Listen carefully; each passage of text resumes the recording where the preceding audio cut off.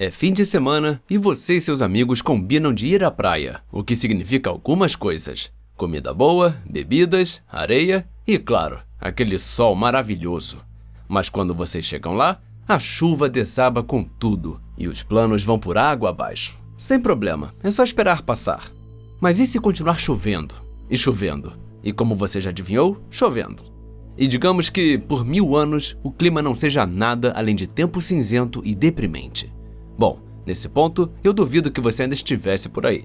E se estivesse, eu diria para aguentar firme, porque 1000 anos de chuva são, na verdade, uma bênção comparados ao que aconteceu há cerca de 234 milhões de anos. Naquela época, um dia começou a chover, e simplesmente não parou por quase 2 milhões de anos. Esse evento ficou conhecido como o episódio pluvial Carniano. Como o próprio nome já entrega, esse evento bizarro da história ocorreu durante o Carniano, uma das 6 fases que compunham o período Triássico e a primeira fase da sua porção final. De modo geral, o Carniano é amplamente considerado uma fase relativamente normal e até tranquila, pelo menos dentro dos padrões do Triássico, o que, convenhamos, não quer dizer muita coisa, dada a completa estranheza desse período como um todo. Na época, a maior parte das terras do planeta ainda estava reunida no enorme supercontinente Pangeia, que cobria mais de 1/3 da superfície da Terra. Enquanto isso, o superoceano Pantalassa, junto com o oceano menor, o Paleotétis, dominavam praticamente todo o resto do globo. No quesito clima e tempo, tudo seguia o padrão Triássico, ou seja, muito calor e condições áridas, que faziam com que vastas regiões fossem basicamente só areia ou rocha exposta. Ainda assim, existiam estações chuvosas bem marcadas, impossíveis de ignorar. Isso porque a distribuição extrema entre terra e mar gerava algo conhecido como mega-monções, e como você pode imaginar, eram monções completamente turbinadas, muito mais intensas do que qualquer uma que exista hoje. Isso, somado ao clima já bastante desagradável, fazia com que grandes áreas do interior da Pangeia, especialmente aquelas próximas ao Equador, fossem simplesmente inabitáveis para a imensa maioria da vida terrestre. E esse problema era ainda mais agravado pela presença das montanhas centrais da Pangeia. Essas cadeias montanhosas ficavam próximas ao centro do supercontinente e basicamente o dividiam em 2 partes, norte e sul. E não eram apenas largas, mas também extremamente altas. Isso fazia com que lançassem enormes sombras de chuva, tornando algumas regiões ainda mais secas, enquanto também influenciavam as megas monções, deixando tudo um pouco mais imprevisível. Sem dúvida, foi uma fase extremamente caótica para a Mãe Natureza. Ainda assim, a vida conseguiu seguir em frente, especialmente ao longo das regiões costeiras e das áreas mais ao sul, onde o clima era um pouco mais razoável. Na verdade, a vida durante o Carniano estava passando por uma boa expansão, e as coisas começavam a ficar interessantes. Parte disso se deve ao fato de que a Grande Morte havia ocorrido antes do Triássico. Foi uma extinção tão devastadora que a recuperação da vida ainda estava em andamento, fazendo com que novas formas surgissem o tempo todo. Entre elas, um grupo que você com certeza já ouviu falar, os dinossauros. Sim, foi nesse período relativamente desconhecido que o grupo mais famoso da pré-história surgiu pela primeira vez. Ou pelo menos, os primeiros dinossauros verdadeiros e inequívocos. Grande parte do que sabemos sobre esses dinossauros pioneiros vem da formação Santa Maria, uma localidade que ficava no que hoje seria o Brasil pangeano, composta por ambientes semiáridos, com florestas esparsas e um ou outro rio cortando a paisagem. Se você viajasse no tempo até lá, encontraria uma criatura bastante curiosa, o Staurikosaurus, um membro da família Herrerasauridae, com cerca de 2,25 metros de comprimento. Em outras palavras, um tipo primitivo de dinossauro. Ele também estava entre os maiores dinossauros de sua época, o que não quer dizer muita coisa, já que bastava pesar o equivalente a um cachorro de porte médio para alcançar esse título. Esse tamanho reduzido em comparação com seus parentes posteriores limitava sua dieta a vertebrados pequenos ou médios, como sinodontes, rincossauros e vários sinapsídeos. Era um dinossauro meio excêntrico, mas perfeitamente normal para Santa Maria. As coisas ficam ainda mais estranhas quando olhamos para o único outro dinossauro conhecido da região, o Boriolestes, um animal ainda menor, com dentes afiados, garras afiadas e locomoção bípede. Então, claramente um terópode, certo? Errado. O que você está vendo é um sauropodomorfo, um grupo que no futuro daria origem aos gigantes herbívoros conhecidos como saurópodes, mas que por enquanto ainda incluía pequenos carnívoros. Sabemos que ele não era um terópode porque possuía a ponta da mandíbula voltada para baixo e uma crista deltopeitoral longa no húmero, duas características exclusivas dos sauropodomorfos. Mesmo assim, olhando para esse bicho, eu admito que é difícil de acreditar. De modo geral, quase todos os dinossauros dessa época eram assim, pequenos e bípedes. Mas não subestime esses animais. Eles existiam em grande número, mais ou menos, porque ao lado deles vivia uma enorme diversidade de dinossauriformes não dinossauros, ou seja, literalmente os parentes mais próximos dos dinossauros que existem, mas que por pouco não se enquadravam como dinossauros de verdade. Alguns dos gêneros da época incluíam lagossucos, marasucos e saltopos. Eles eram ainda menores do que seus parentes mais derivados, e se você os visse de relance, talvez os confundisse com algum lagarto estranho correndo sobre as patas traseiras. A presença dos dinossauromorfos era realmente empolgante, e por associação, também era uma ótima notícia para os arcossauros. Eles não estavam focados apenas nos lagartos terríveis. Foi nesse período que surgiram alguns dos animais mais icônicos do final do Triássico, principalmente os rauissúquios, os fitossauros e os aetossauros. O que você imaginar, o Carniano provavelmente tinha. E isso incluía também animais que não eram arcossauros. Outra novidade incluía os primeiros lepidossauros, entre eles os ancestral dos lagartos, das cobras e dos tuataras modernos. Você também viu o surgimento dos primeiros chuvosaurídeos e dos pterossauromorfos. Eles ainda não eram pterossauros como você costuma imaginar. Eram formas semelhantes, que em muitos casos nem sequer tinham asas, mas já apresentavam estruturas que lembravam claramente as de seus descendentes futuros. E nos ambientes aquáticos, as coisas também estavam se desenvolvendo. Algumas das novidades incluíam os primeiros placodontes, um grupo único, hoje extinto, de répteis marinhos que lembravam superficialmente iguanas marinhas, ou em muitos casos, tartarugas com carapaça. Além disso, durante o Carniano surgiram os belenites, uma ordem de cefalópodes semelhantes a lulas, que acabaria se tornando uma parte fundamental dos ecossistemas marinhos. Eles permaneceriam importantes até o final do Cretáceo, em alguns casos atingindo tamanhos impressionantes, mas por enquanto, eles ainda eram de tamanho kawaii. Evidentemente, o Carniano como um todo foi um período bem intenso para a vida, mas isso tudo era apenas um aperitivo do que ainda estava por vir. Porque nos bastidores, processos já estavam em andamento e logo teriam consequências profundas. Mais especificamente, ao longo das costas ocidentais da América do Norte, você encontraria os enormes basaltos de inundação de Wrangélia, um tipo de província ígnea de grande escala, comumente abreviada como LIP, e que se estende por cerca de 2.300 quilômetros. Agora, se você já me acompanha há tempo suficiente, sabe que isso só pode significar problema. LIPs são bem conhecidas por serem verdadeiras anunciadoras do caos. Basta olhar para a extinção do Permiano ou para a extinção do Triássico, dois eventos catastróficos causados justamente pela erupção de LIPs. E foi por volta desse momento no Carniano, cerca de 234 milhões de anos atrás, que os basaltos de inundação de Wrangélia finalmente entraram em erupção. E fizeram isso de forma espetacular, expelindo quantidades incalculáveis de lava e diversos gases, incluindo outra figura recorrente em eventos que mudam o mundo, dióxido de carbono. E os basaltos de Wrangélia, mesmo para seu tamanho colossal, liberaram uma quantidade anormalmente alta desse gás. Isso acabou inundando o sistema oceano-atmosfera, levando a um aquecimento global em escala planetária, com temperaturas subindo entre 4 e 8 graus Celsius, deixando tudo bem mais quente. Enquanto isso, o aumento de CO2 provavelmente causou uma aceleração extrema do ciclo hidrológico, basicamente supercarregando o intemperismo continental. E não foi apenas a quantidade de CO2 liberada que causou essa mudança brusca, mas também a velocidade. Essas erupções foram curtas e intensas, liberando esses gases em taxas raramente observadas. Para piorar um pouco mais a situação, tudo indica que, junto com o CO2, esses vulcões também liberaram volumes atípicos de clatratos de metano. Sem entrar demais no tecnicismo, isso é algo que tem um potencial de aquecimento global cerca de 86 vezes maior do que o do CO2, o que só agravou ainda mais o cenário. E com todo esse aquecimento global, somado à aceleração do ciclo hidrológico, começou a chover. O episódio pluvial carniano havia oficialmente começado. Não sabemos e provavelmente nunca saberemos quão intensa essa chuva realmente foi, mas podemos afirmar com certeza que ela caiu em quantidades inimagináveis. Era como se estivesse literalmente chovendo dinossauros e pseudosúquios em vez de gatos e cachorros.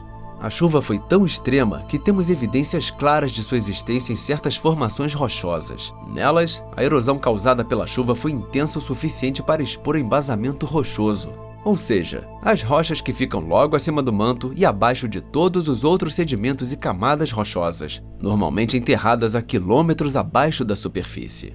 Expor esse tipo de rocha exige uma erosão causada por volumes absurdos de chuva.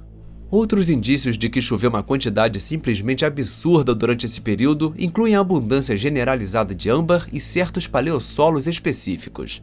Solos que só se formam quando a precipitação excede em muito a quantidade de água que evapora. E como você já deve imaginar, a quantidade de chuva não foi a única coisa absurda. A duração também foi inacreditável. Até 2 milhões de anos de chuva praticamente contínua. Bom, contínua talvez seja um pouco dramático, porque apesar do clichê de que choveu sem parar por 2 milhões de anos durante esse evento, isso provavelmente não aconteceu dessa forma.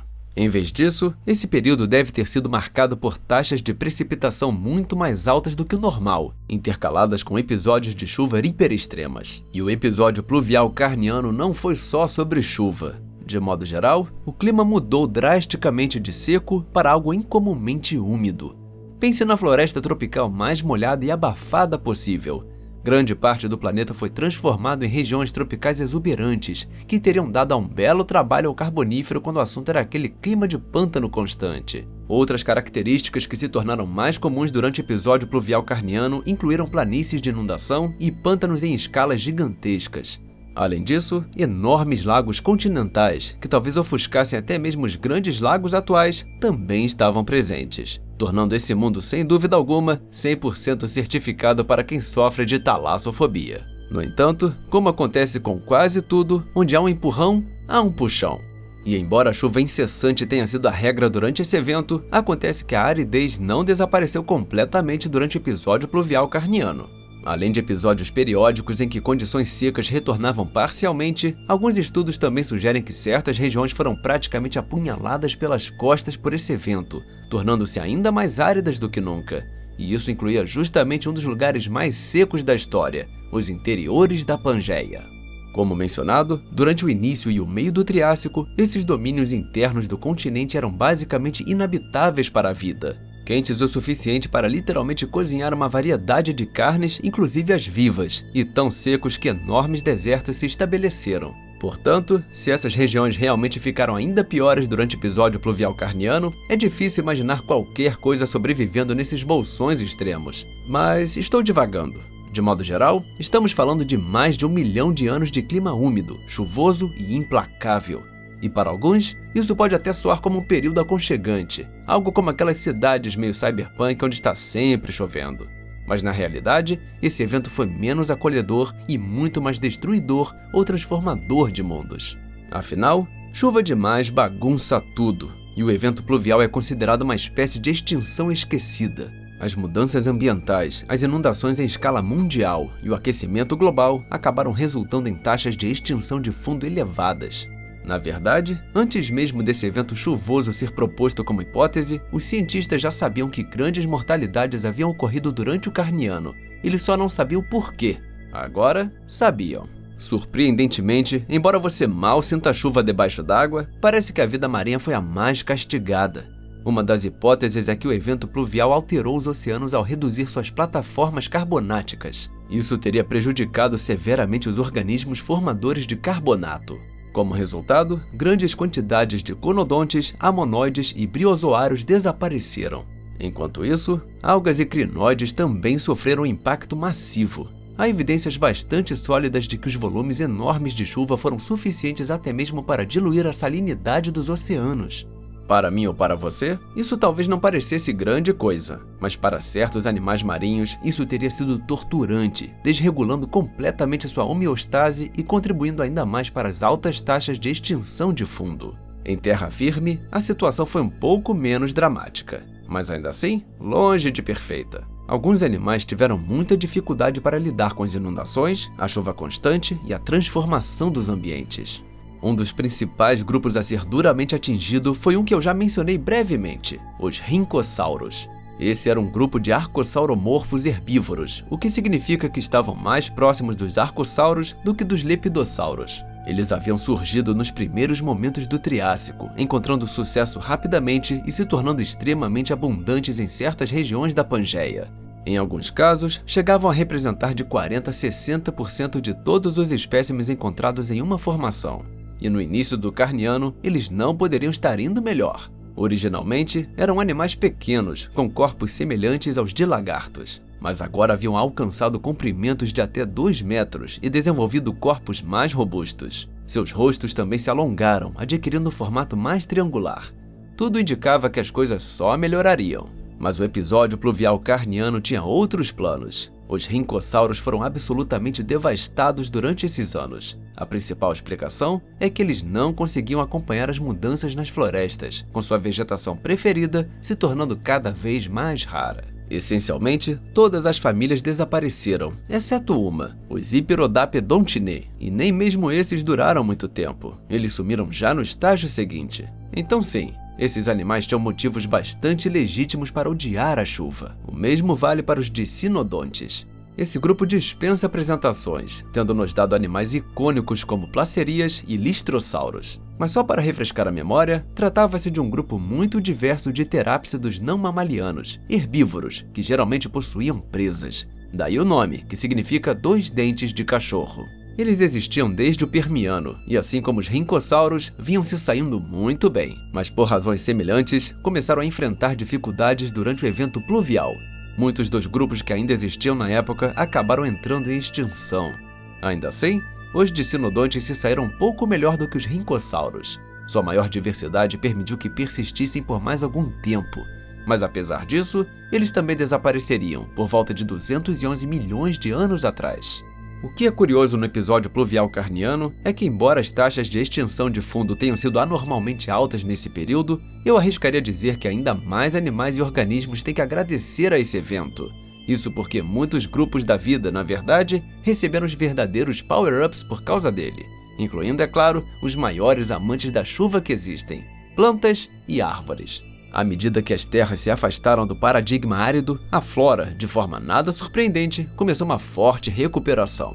Florestas e pântanos passaram a surgir por todo o mundo, e foi durante esse período que samambaias, coníferas e asbenetitales se diversificaram intensamente, tornando-se os principais pilares da flora do Mesozoico. Esse avanço das florestas, junto com o surgimento de grandes lagos continentais e ambientes exuberantes, acabou tendo um impacto positivo em vários animais, incluindo os futuros e poderosos governantes da Terra, os dinossauros. Pois é, ao que tudo indica, pode ter sido justamente esse evento chuvoso um passo essencial no desenvolvimento deles. Após o episódio pluvial carniano, a diversidade, a taxa de diversificação e o tamanho dos dinossauros aumentaram de forma significativa. A abundância geral de dinossauros também deu um salto durante o episódio pluvial carniano. Formações que antes rendiam apenas 1 ou 2 gêneros passaram em alguns casos a revelar quase 10. Um dos melhores exemplos disso é a formação Ischigualasto, na Argentina. Ela abrigava pelo menos 8 tipos diferentes de dinossauros, incluindo vários sauropodomorfos e herrerassaurídeos. Entre eles, você encontraria até mesmo Herrerasaurus, um dos maiores dinossauros predadores de todo o Triássico. Alguns espécimes chegavam até 6 metros de comprimento e possuíam dentes grandes e serrilhados. Isso permitia que caçasse uma ampla variedade de vertebrados com os quais convivia.